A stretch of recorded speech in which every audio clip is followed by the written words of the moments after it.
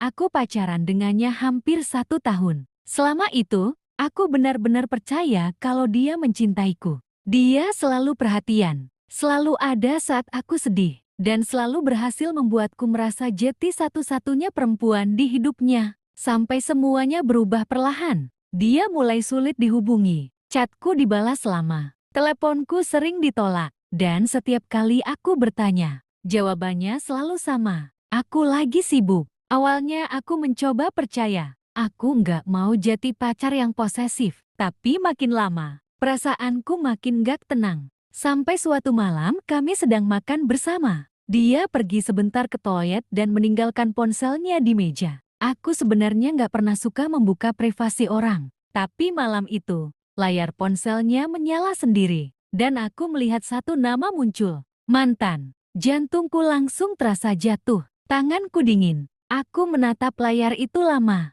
Berharap aku salah lihat. Tapi pesan berikutnya masuk lagi. Aku kangen kamu. Air mataku langsung menahan jatuh. Saat dia kembali, aku langsung memperlihatkan ponselnya. Apa ini? Wajahnya langsung berubah panik. Dia buru-buru mengambil ponselnya. Itu cuma teman. Aku tertawa kecil sambil menahan tangis. Teman pakai emoji hati. Dia diam. Dan dari diamnya itu, aku sudah tahu jawabannya. Aku langsung berdiri ingin pergi. Tapi dia menahan tanganku. Aku bisa jelasin. Aku menatapnya kecewa. Jelasin apa? Kalau selama ini kamu masih belum bisa move on. Dia akhirnya mengaku. Katanya beberapa minggu terakhir dia kembali dekat dengan mantannya. Mereka sering chat diam-diam, bahkan sempat bertemu tanpa sepengetahuanku. Dadaku langsung sesak mendengarnya. Yang paling sakit bukan karena dia pergi, tapi karena selama ini aku benar-benar percaya padanya. Aku bingung sama perasaanku.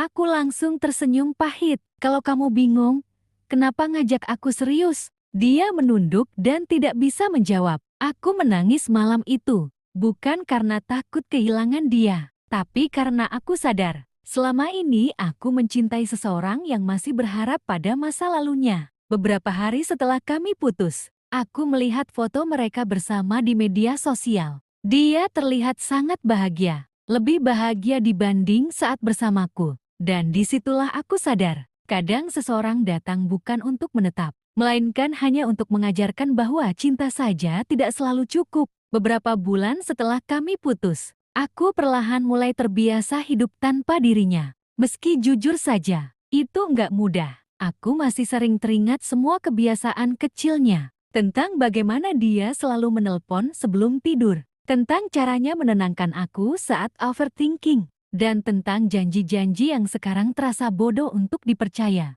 Aku mencoba sibuk dengan hidupku sendiri. Sampai suatu malam, nomornya tiba-tiba menghubungiku lagi. Aku menatap layar ponsel lama sekali. Nama itu yang dulu selalu membuatku bahagia, sekarang justru membuat dadaku sesak. Awalnya aku nggak mau mengangkat, tapi entah kenapa, tanganku tetap menekan tombol jawab. Dan suara pertama yang kudengar membuatku terdiam. Aku kangen kamu. Aku langsung tertawa kecil. Bukan karena lucu, tapi karena akhirnya aku sadar. Orang yang dulu membuatku menangis sekarang datang lagi seolah tidak pernah terjadi. Apa-apa? Ada apa? Tanyaku dingin. Dia terdiam beberapa detik sebelum akhirnya berkata pelan. Aku putus lagi. Aku memejamkan mata. Ternyata benar. Aku hanya diingat saat dia kehilangan orang lain.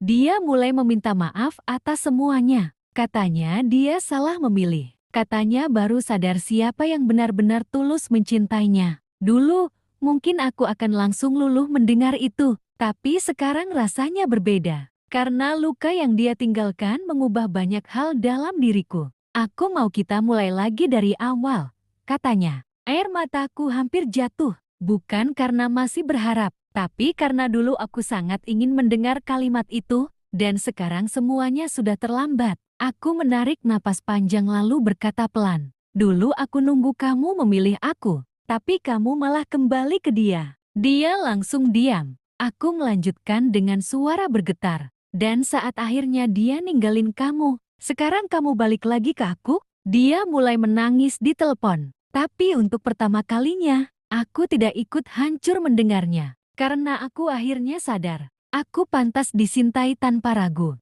bukan dicari saat seseorang sedang kesepian. Aku pernah benar-benar sayang sama kamu, kataku pelan. Makanya aku nggak mau nyakitin diriku sendiri untuk kedua kalinya. Setelah mengatakan itu, aku menutup telepon. Dan malam itu, untuk pertama kalinya sejak kami putus, aku benar-benar berhasil melepaskannya. Kadang orang baru sadar kehilangan setelah semuanya benar-benar pergi. Tapi tidak semua hati mau menunggu untuk disakiti lagi.